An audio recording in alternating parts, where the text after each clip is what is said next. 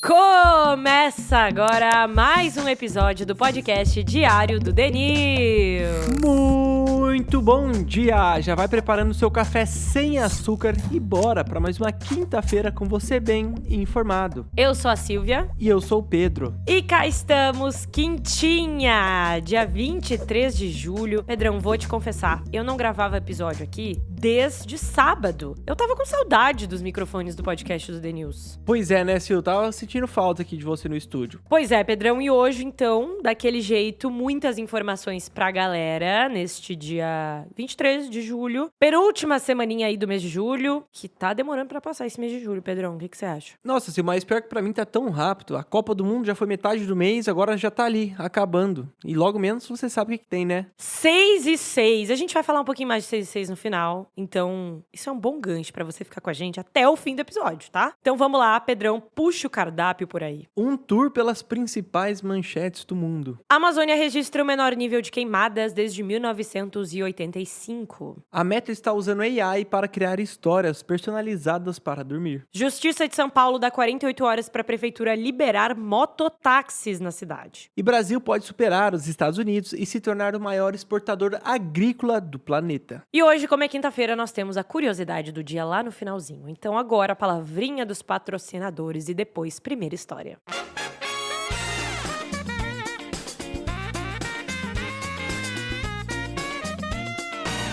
Ô Sil, eu vi o post no Insta do grupo TNS sobre a sua rotina e eu fiquei chocado, tá? E minha dúvida é, você precisa carregar muita roupa na bolsa para passar o dia inteiro fora? Olha, Pedrão, antigamente sim, mas agora que eu uso o Insider eu não preciso mais. Hoje mesmo eu vim pro escritório com a saia midi Kyoto e o Perfect Top. Como ele é leve, veste super bem e combina com tudo, eu consigo usar no trabalho, no treino e até pra sair depois. E o bom das peças da Insider é isso, né? Elas são básicas e funcionam em várias ocasiões. Além disso, o tecido tecnológico ajuda a controlar o suor, não deixa o odor e é ideal para quem vive na correria. Exatamente. Se você também precisa de peças versáteis assim, passa na descrição, usa o cupom PODNEWS, né, tudo junto, e escolha as suas favoritas na Insider.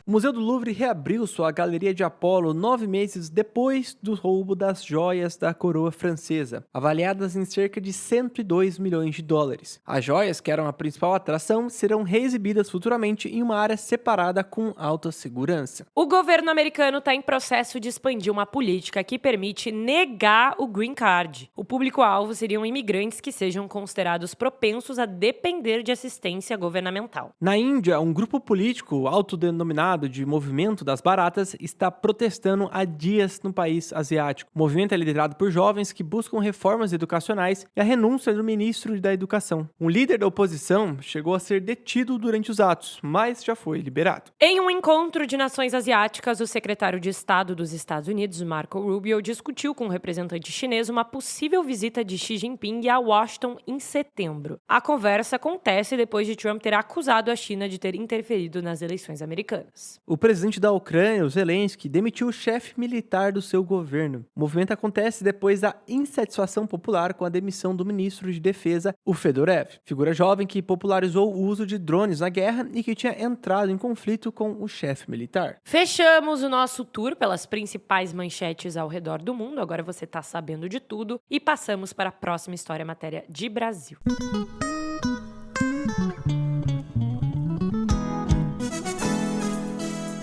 Depois de anos difíceis, a Amazônia teve uma pausa. Os números de queimadas caíram em um nível considerável. Em 2025, a área queimada na Amazônia brasileira foi de um pouco mais de 3 milhões de hectares, o menor número da série histórica, que começou em 1985. Para efeito de comparação, o resultado é bem menor do que o recorde de 15,8 milhões de hectares registrados em 2024. Bom, e o que explica isso? Esse ano de 2024 que o Pedrão tá falando, teve os piores incêndios da Amazônia em mais de 2 décadas, com clima extremo somado à ação humana. Já Já em 2025, o La Niña deixou o clima mais frio, o oposto do El Niño, e ajudou a floresta a reduzir o número de queimadas. E olhando para os outros biomas aqui no Brasil, o Cerrado recuou em relação à média histórica, apesar de continuar sendo mais afetado entre todos com 8,7 milhões de hectares. O Pantanal teve a maior queda proporcional entre todos os biomas e uma diminuição das queimadas em 85% em relação à sua média histórica. E a Caatinga foi a única exceção, que queimou 505 mil hectares, ficando acima da sua média. No cenário geral, o que prevaleceu foi a queda. Foram 12,7 milhões de hectares queimados no ano passado, 31% abaixo da média histórica. Olhando para fora, o tema ganha ainda mais relevância em meio à taxação de 25% aplicada pelos Estados Unidos ao Brasil. O governo americano alega há anos que a prática dá vantagem injusta aos produtores brasileiros. Encerrada a nossa segunda história do dia e vamos para a próxima.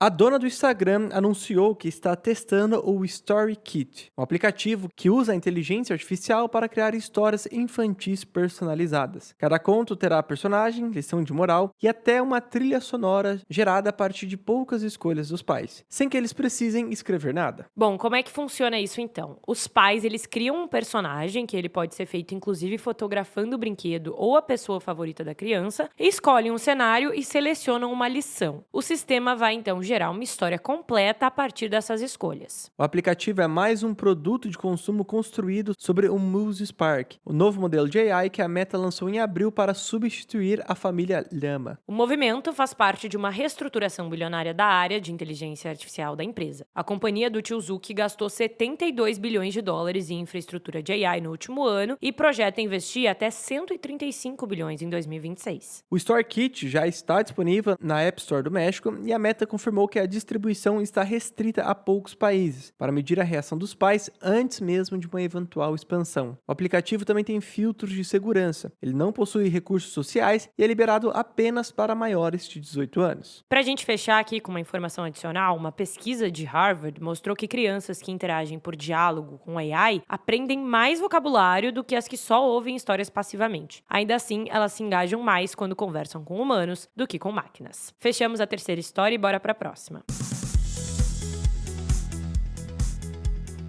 A Justiça de São Paulo deu 2 dias para a prefeitura liberar o credenciamento da Uber para rodar com moto por aplicativo na cidade. Se o prazo não for cumprido, será cobrado R$ 5.000 por dia de atraso. A empresa afirma que a prefeitura cobrou questões burocráticas sobre o seguro do serviço que nunca tinham sido exigidas. E diz também que já tinha enviado toda a documentação necessária dias antes, o que tornaria esses questionamentos de última hora sem sentido. Em resposta, a prefeitura disse que só vai decidir se recorre depois de ser notificada da decisão e que sua prioridade é a segurança no trânsito. Meses atrás, a 99 desistiu de rodar com motos após uma reunião com o governo da capital. A decisão da justiça a respeito da Uber cabe recurso. E essa briga vem de antes ainda. Foi lá em 2023 que Nunes proibiu por decreto o transporte de passageiros por moto na cidade. Mesmo o STF já dando sinais na época de que essa proibição não iria se sustentar. E os que defendem a proibição alegam por motivos de segurança. Bom, e aí deu no que deu. Em 2025, a 99 relançou o 99 Moto por conta própria, sem autorização nenhuma da prefeitura. Depois disso, foi um vai e vem. Liberado, suspenso, liberado de novo, até que a justiça deu 90 dias para o município regulamentar o serviço de uma vez. E a regulamentação só saiu em dezembro, com curso obrigatório, seguro específico e placa vermelha. As empresas chamaram isso de proibição disfarçada. Um mês depois, o STF já tinha derrubado a exigência da placa e a 99 chegou a anunciar a volta do serviço para o fim de janeiro, mas recuou um dia antes de estrear. Finalizamos a quarta história do dia e vamos para a próxima.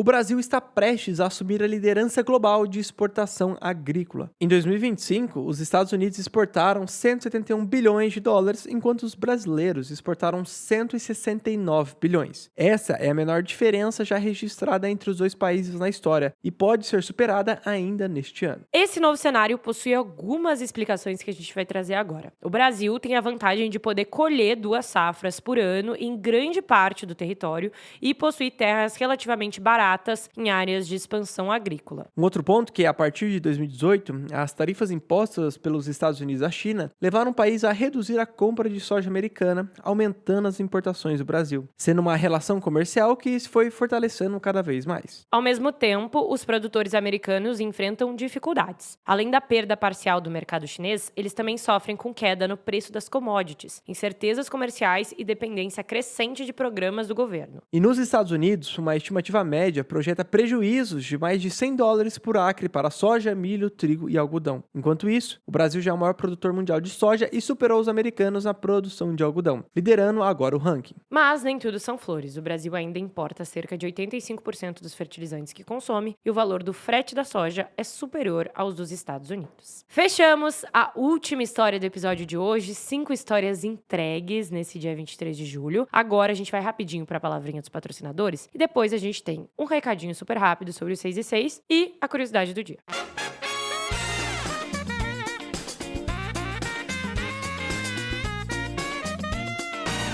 Pedrão, sabia que um dos meus filmes favoritos de infância é Meu Fusca Turbinado? Nossa, Sil, que demais, hein? E eu achava que o Herbie era o máximo mesmo. Guardava até um Fusca de miniatura no meu quarto. Pois é, mas a minha paixão por carros parou mais ou menos no cinema. Eu adoro Fórmula 1 na vida real, mas eu não entendo absolutamente nada da mecânica dos carros. Pois é, e você faz parte da maioria, Sil. E o pânico de todo motorista é o carro não ligar e a gente ficar sem saber o que fazer, né? Exatamente. Bate aquele medo de chamar o guincho e tomar um susto com o orçamento só porque a gente não entende do assunto. Mas para o problema mais comum, tem a solução. Se o seu carro não ligar, é só chamar a Moura Fácil, o delivery oficial das baterias Moura. Você pede pelo site e em até 50 minutos, um técnico vai até você. E o melhor, ele testa na hora. Se o problema não for a bateria, você não paga absolutamente nada pelo diagnóstico. Praticidade, rapidez e segurança que só a Moura pode proporcionar. Se o carro parar, não passe aperto. Chama o mourafácil.com.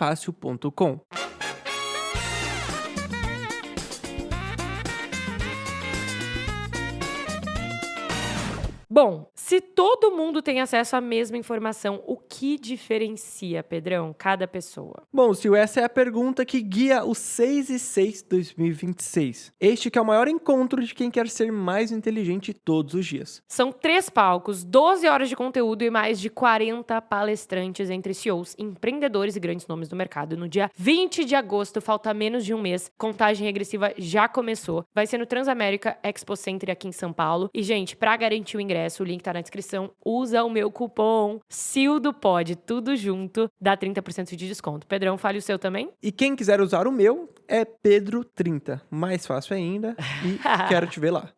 Então corre, não deixa de comprar ingresso. A partir de hoje, a gente vai fazer todos os dias, até o dia 20 de agosto, um lembrete pra você aqui no podcast de que o evento do 6 e 6 tá chegando e tem nomes gigantescos. E vão ter nomes muito maiores ainda pra vir. E você não perde por esperar. Compre seu ingresso e a gente se vê lá. Agora sim, Pedrão, vamos então pra curiosidade do dia de hoje. E se de curiosidade do dia, olha essa história. Os destroços do Clipper Endeavour, que é um avião Douglas DC-4 da antiga companhia americana Pan Am, que caiu no mar perto de Porto Rico em 11 de abril de 1952, foram encontrados no fundo do Oceano Atlântico. A aeronave estava desaparecida há 74 anos e agora ela foi localizada a 600 metros de profundidade por uma equipe de exploradores. E o detalhe é que quando esse avião ele caiu, na época, todos os passageiros sobreviveram ao impacto inicial, mas apenas 12 passageiros e 5 tripulantes foram resgatados, enquanto os demais ficaram desaparecidos junto com a aeronave. E a busca contou com a participação da empresa Deep Sea Vision, que utilizou um sonar de alta resolução.